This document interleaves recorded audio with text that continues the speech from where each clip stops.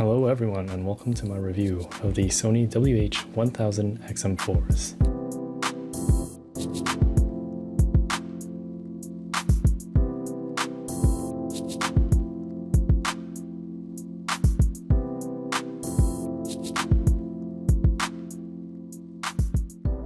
Kind of like Apple, who releases an updated version of their phones every single year, Sony releases a new updated version of their flagship noise-canceling headphones every single year. That being said, that segment is getting a lot more hot every single year, and they face increased competition from the likes of the Airpods Max or a lot of other budget offerings that are offering pretty much what they're offering, but at a lower cost. Are they still worth it? The physical build is light and sturdy, mainly a plastic chassis, which keeps the weight down, which is really nice. It has a really nice elegant design, comes in black or silver, which is kind of more of a beige. These are my glasses. I'm generally more sensitive to clamp force, especially near my frames, and crown force on top. But these ones stay pretty comfy. I can usually listen to them for a few hours before it happens, although I definitely do notice my ears getting a little warm on either side. The earpads are soft and comfy, but I actually think these are better than the previous versions, which ended up being pretty rough on the crown and especially the clamp force, and it was really, really warm. They are nice and comfortable to listen to on long listening sessions. But I end up finding that the clamp force is a little light, which is nice for me because it's nicer and more comfortable. But for some people who like a rougher, more secure fit, it might end up being a con. So just keep that in mind. There's a few simple buttons, such as the active noise cancelling button or the custom button, as well as a touchpad control on either side, which lets you customize it through the app. It also includes a 3.5mm headphone jack in the case that you want to use them wired, or if you're charging them up, which is kind of a nice future-proofing feature because in the future, let's say the battery on the headphones dies, you'll still be able to use them because you can wire them in. Alright, as far as features goes, this is the main strength of these pair of headphones. This is basically why you buy them, really. They have some class-leading active noise cancelling, which is extremely effective. You can't hear a single thing when that thing is on. It also supports LDAC, which is a really nice digital audio codec, which allows Bluetooth audio to sound a little nicer, although your device has to support it, and also comes at the drawback of not being able to support multiple devices at once, which might be a downside for most people. That is a key feature I actually really like, and I think the multiple device support is really important, so for most people you'll probably have LDAC turned off. LDAC is a special device codec, kind of like a language between your device and the Bluetooth device that they use to speak to each other. And even though it's not as high res as a lot of wired options, it is better than most other Bluetooth codecs out there. So most people won't hear the difference. As I mentioned earlier, there are touchpad controls that are featured, which lets you customize them through the app, which is kind of convenient, although I do find that I accidentally hit it all the time whenever I'm taking them off my head or anything else. You'll notice on this version inside on the left ear, there's a little black thingy, and that basically senses when you talk or when the headphones leave your head, so it knows when to play and pause. And especially with the talking feature, that's kind of a new feature with this one. I really don't like it, but it's when you start talking, it'll actually turn off the music and turn on ambient sound so you can hear other people perfectly fine.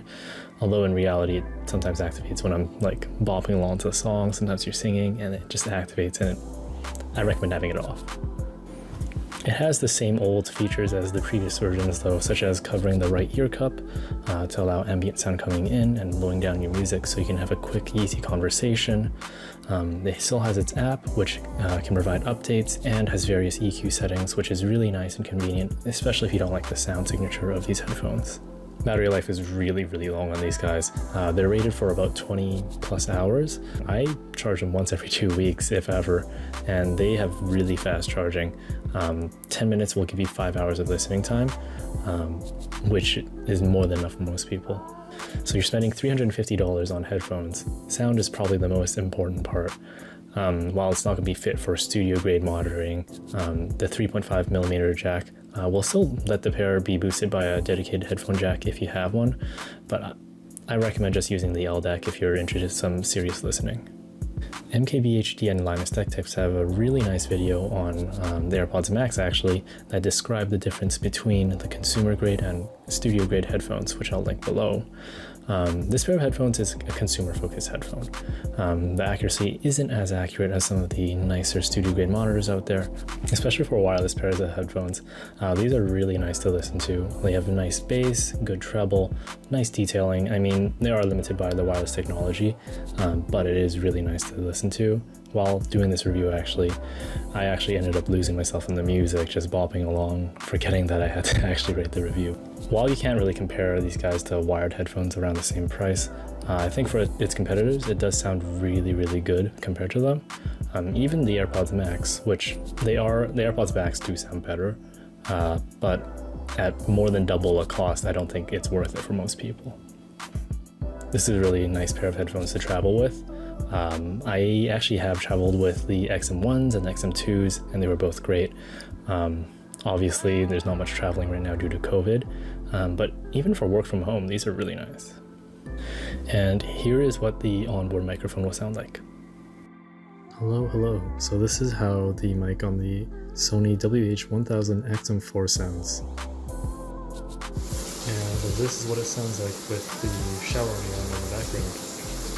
Not the greatest sounding mic, but it gets the job done. It's good for work calls and simple stuff like that. But if you're trying to record like nice singing videos of yourself, this is not the one to do it with. And that's pretty normal for a pair of wireless headphones because they're not meant to be used for their microphones. And here are my personal EQ settings. It tends to be a little more on the heavier bass side, but it depends on what kind of music you want to listen to. I feel like sound is really based on what you listen to and your personal preferences, which is nice because you get to adjust them in the EQ settings. Personally, I listen to a lot of rock, some electronic music, and a lot of classical. And these are very versatile, and you can use them for multiple genres. I think for most people, the most common use case nowadays is going to be work from home. You can take advantage of the convenience of multiple device support.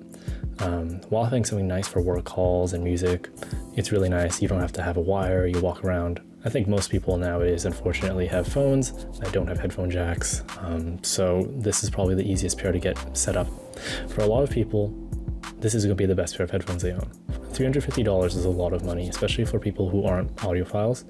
I don't really like that term, but I really do like enjoying music, so I really like trying out different headphones, but it depends on what you want to listen to, and I think it's worth it for a lot of people.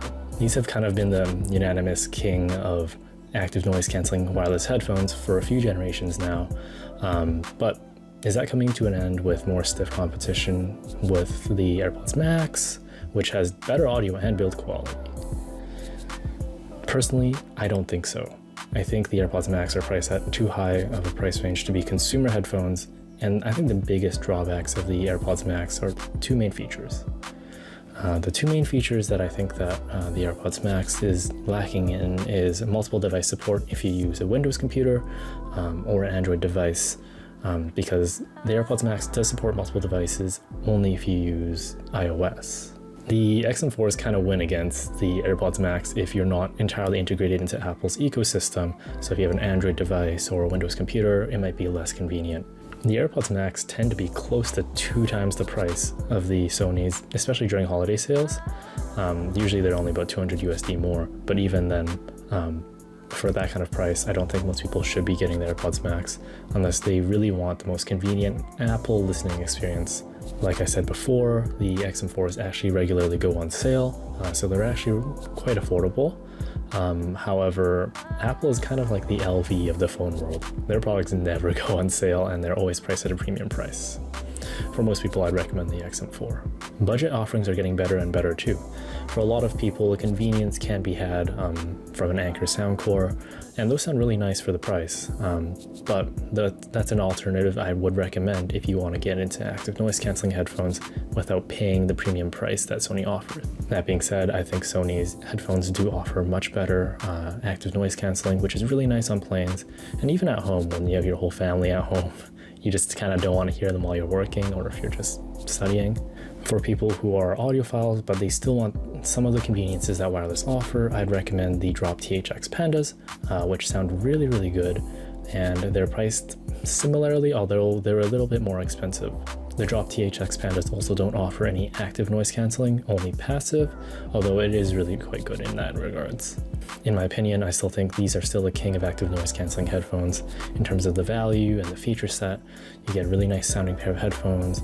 They're really comfortable, active noise cancelling is good, the price isn't horrible like the AirPods Max, and they're relatively versatile for most experiences. All in all, this is a really versatile pair of headphones that I use for lots of stuff. They're just really convenient because most phones, again, like I said, don't have headphone jacks anymore. I just power it on, give it a listen, and yeah, it's just really convenient and it sounds pretty good for the price. And that about wraps it up. Thank you guys for watching this video. Don't forget to like, comment, and subscribe. This is actually my first video, so if you have any insight or any opinions, let me know. If you have any questions, let me know. Other than that, have a wonderful day. Take care. Bye.